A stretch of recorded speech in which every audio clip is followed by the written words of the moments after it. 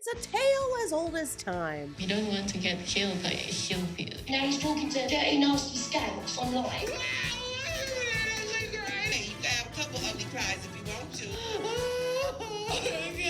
Creo que es mejor que me vaya.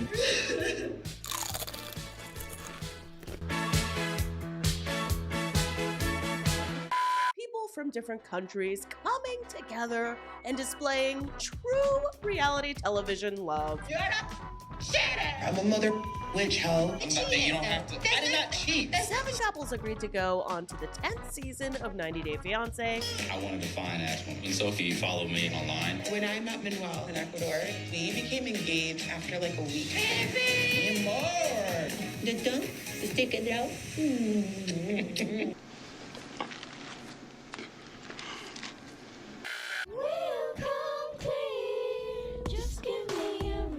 We have an Instagram couple, although there's a lot of speculation from me, I'm the one doing the speculation, that they might be a Finsta couple, only because from minute one, Rob and Sophie make it so clear they should not be getting anywhere close to married. But I guess when your job is just be hot, you gotta take whatever roles that come. So we have Rob from LA and 23-year-old Sophie from London. Sophie is going to spend most of this season crying in a bad wig, and Rob is going to spend it reminding us that hot people aren't born. They're shaped like clay from a douchebag. We have the return of Gino and Jasmine, who have already appeared on several spin-off shows in the past. Jasmine is straight out of a telenovela. So what is doing this? No, it was a man.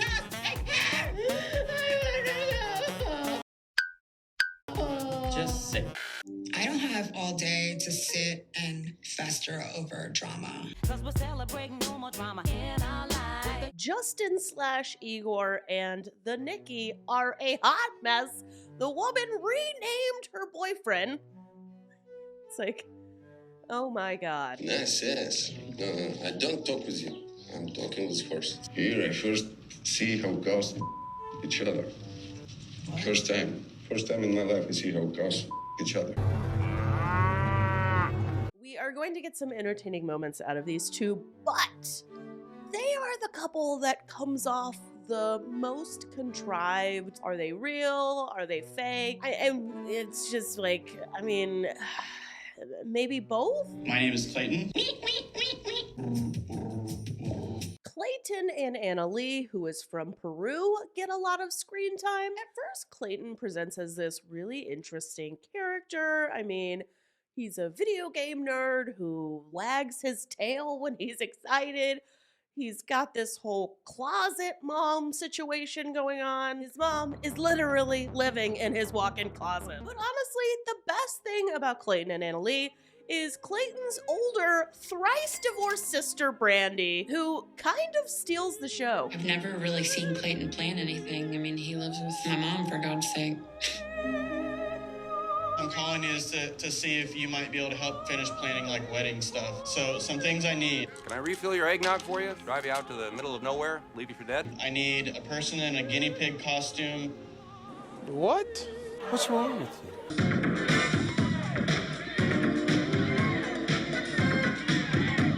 Shortly before their wedding, Clayton is going to FaceTime his sister Brandy with a list of requests, including plan my whole entire wedding and my wife's bachelorette party. Oh, and wipe my butt too, please. I'm not doing that.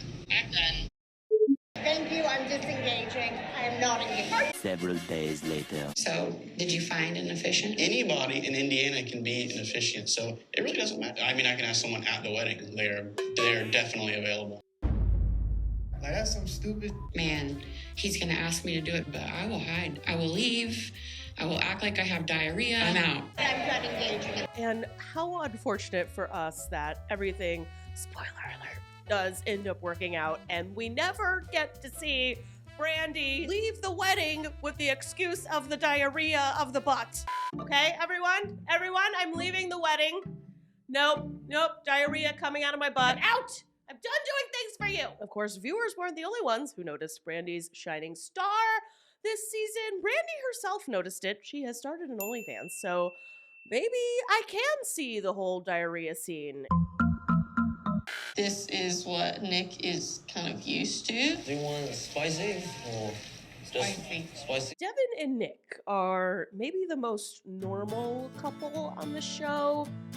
Not a lot to say here. Their whole storyline is Nick calls Devon Piggy, and it makes us all uncomfortable. Although they do end up giving us one of the most memorable scenes of the whole season. What do South Korean people think of Americans? Greasy food and being fat. Oh my. First of all, Nick says this, and he is so high on his own supply. Like, this has been his #1 joke, the opener to his stand-up comedy act for years. He immediately starts cracking up, and everyone else is just silently staring at him like, did you just call me fat? After this, Nick and Devon do get married, and then they just disappear from the show. It's like they never existed.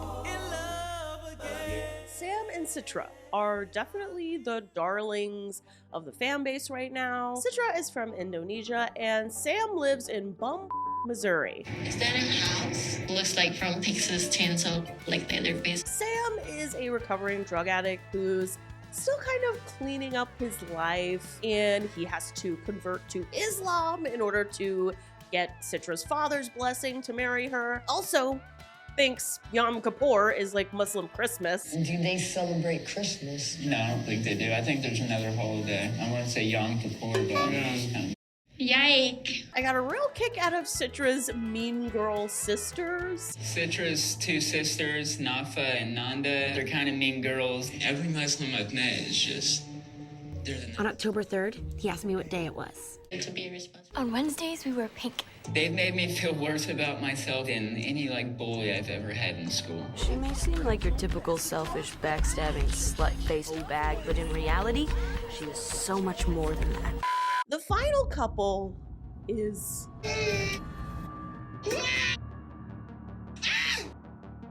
a sex garbage dumpster fire of a relationship. Ashley and Manuel. He just hurt my feelings. Lo necesito. Yo también, yo necesito, Manuel.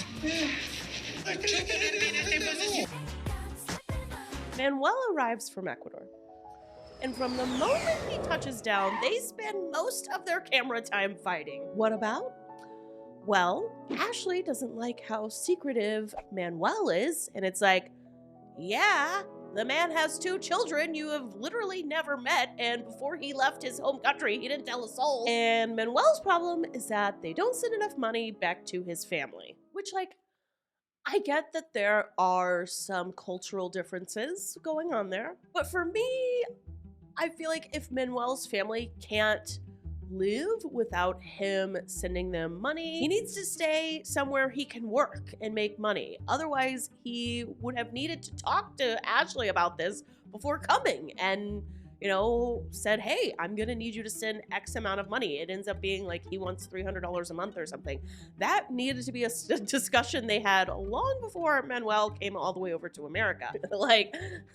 Just so you know, babe, loving me comes with a subscription fee. Ashley herself is a larger-than-life character. We are introduced to her via a breakdown inside her car. Freaking out! And that is exactly how she's gonna go out this season. I'm gonna cry! Oh my god! Wow! I'm gonna cry! Now, I don't want to be insensitive, but it appears the entire back row of her family, their immediate reaction to this breakdown is laughter. I was rolling on the floor, dying of laughter when Ashley starts screaming. But don't worry, fighting is not all Manuel and Ashley do. When they're not fighting, they're what? In a public bathroom of a restaurant. Eso es lo que tú quieres pensar. No, Manuel, es como yo sentir. Quiero para tú ir conmigo. ¿Aquí?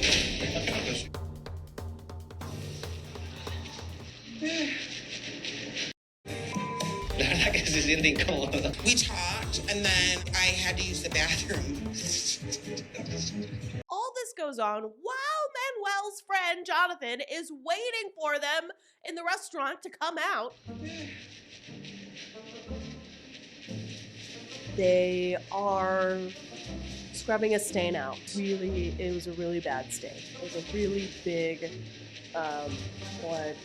blood stain. It was like a period bomb went off on both of their outfits. While Ashley's introduction on the show is memorable, I can't say it tops Rob and Sophie's introduction as a couple. Stop. Sophie arrives at the LA airport from London, and all in a short span, Rob does a choreographed dance for her, proposes, and they get stuck in an elevator, all in like 15 minutes. Stop. Very confused. What is going on?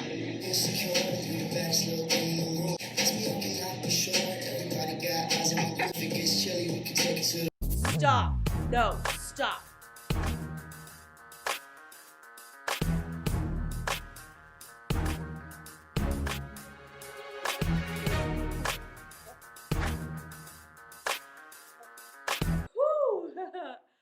Was anybody filming that?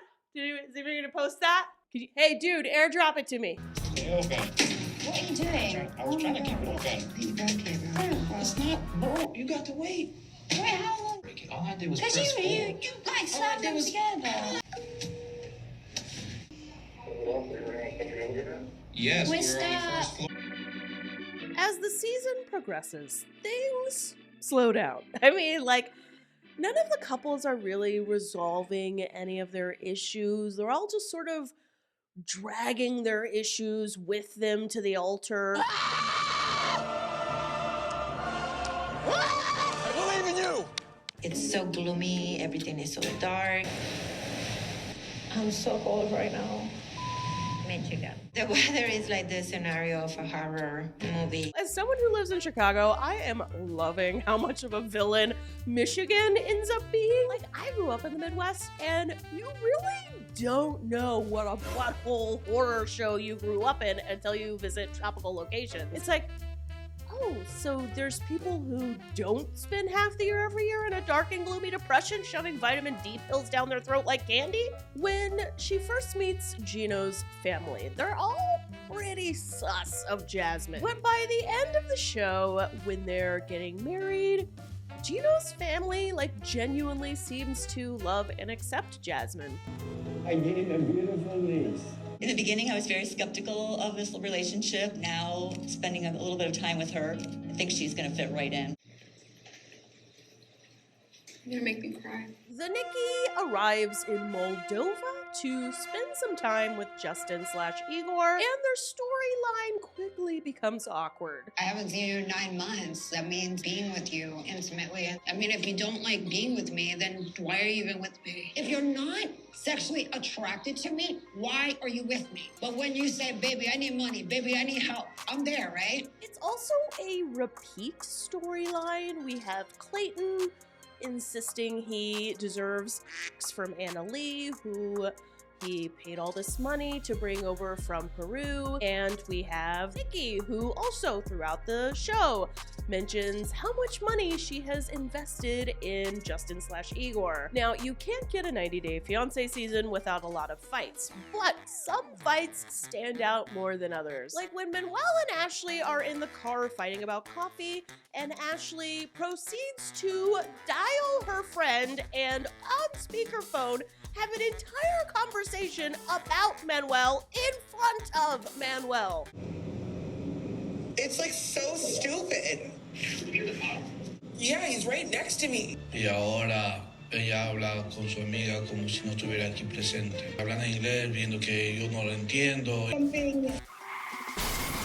Like, how ignorant this is. It's moments like these where I'm like, am I in over my head? Oh, my. There's Rob versus Sophie's mom. You knew she was coming. Why haven't you sorted out a different place, a bigger place? A real man would be like, Soph, we can't see each other. You didn't put enough effort into saving up for it. Y'all and these opinions is blowing my mind. Fully.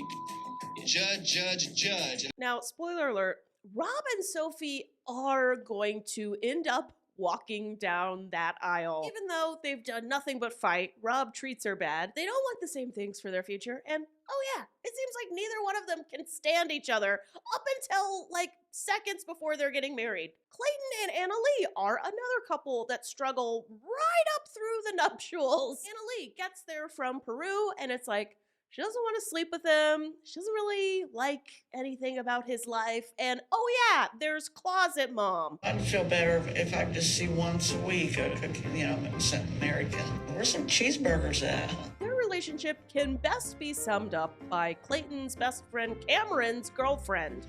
Yike. But hey, at least we got to see Walmart Magic Mike's blurred out weenie flopping up and down.